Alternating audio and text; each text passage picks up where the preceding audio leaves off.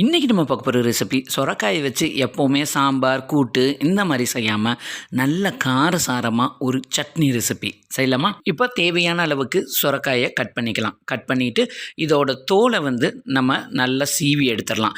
எடுத்துகிட்டு இப்போ காயை கட் பண்ணி பாருங்கள். உள்ளே இருக்கிற இந்த சொரக்காய் விதைகள் பிஞ்சு விதையாக இருந்ததுன்னா இந்த காயை அப்படியே நம்ம சட்னிக்கு எடுத்துக்கலாம். இல்லை காய் ரொம்ப முத்தலாக விதை இருந்ததுன்னா பெரிய பெரிய சீடு இருந்ததுன்னா அதை மட்டும் ரிமூவ் பண்ணிவிட்டு காயை இந்த மாதிரி கட் பண்ணி எடுத்துக்காங்க. என்னோடது ரொம்ப பிஞ்சு சொரக்காய்னால நல்லா இருந்தது. காயை நல்லா கட் பண்ணி வாஷ் பண்ணி தனியாக எடுத்து வச்சுக்கோங்க. இப்போ ஒரு கடாயில் கொஞ்சமாக தேங்காய் எண்ணெய் எடுத்துக்கோங்க. தேங்காய் எண்ணெயோட ஃப்ளேவர் இந்த சட்னிக்கு சூப்பராக இருக்கும். 2 டேபிள் ஸ்பூன் அளவுக்கு உளுந்து, 2 டேபிள் ஸ்பூன் அளவுக்கு கடலைப்பருப்பு, இது ரெண்டையும் ஆட் பண்ணிடுங்க.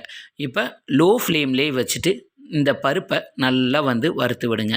நல்ல இளம் பொன்னிறம் வர வரைக்கும் இதை நல்லா வறுத்துக்கலாம். பாருங்கள், இந்த அளவுக்கு பொன்னிறமானதுக்கப்புறமா இது கூட நான் ஒரு 10 பல்லு பூண்டும் இது கூட சேர்த்துக்கிறேன். இது கூட 10லேருந்து 15 சின்ன வெங்காயமும் இது கூட ஆட் பண்ணிக்கோங்க. காரத்துக்கு நான் 5 வரமிளகாய் ஆட் பண்ணுறேன். உங்கள் காரத்துக்கு ஏற்ற மாதிரி, உங்கள் அளவுகளுக்கு ஏற்ற மாதிரி கூட்டி குறைச்சி சேர்த்துக்கோங்க. இதை நல்லா லைட்டாக ஒரு 10 செகண்ட் வதக்கி விட்டுட்டு அதுக்கப்புறமா நம்ம கட் பண்ணி எடுத்து வச்சுருக்க சொரக்காயும் இது கூட ஆட் பண்ணிடுங்க. ஒரே ஒரு தக்காளி இது கூட சேர்த்துக்கிறேன். அதையும் ஆட் பண்ணிவிட்டு இந்த சட்னிக்கு தேவையான அளவுக்கு உப்பு ஆட் பண்ணிவிட்டு ஒரு சின்ன துண்டு புளியும் இது கூட ஆட் பண்ணுறோம். ஆட் பண்ணிவிட்டு இப்போ நம்ம சொரக்காய் நல்லா வேகணும், தக்காளியும் நல்லா சாஃப்ட் ஆகணும். இப்போ இது கூட கொஞ்சமாக கருவேப்பிலையும் ஆட் பண்ணிவிட்டு இப்போ இது நல்லா காய் வேகிற வரைக்கும் நல்லா வதக்கி விடுங்க. பாருங்கள், காய் நல்லா வெந்து சொரக்காயும் நல்லா வெந்துடணும், தக்காளியும் நல்லா சாஃப்டாக மைய வெந்துடணும். அது வரைக்கும் நல்லா வதக்கிடலாம். நல்லா வதங்கிட்டு கடைசியாக ஒரு 1/4 டீஸ்பூன் அளவுக்கு பெருங்காயமும் இது கூட ஆட் பண்ணிடலாம். ஆட் பண்ணிவிட்டு இப்போ நம்ம ஸ்டவ்வை ஆஃப் பண்ணிடுங்க. இதை நல்லா ஆற வச்சுருங்க. அதுக்கப்புறமா பாருங்கள் எந்த அளவுக்கு நல்லா பொன்னிறமாக வந்திருக்குன்னு.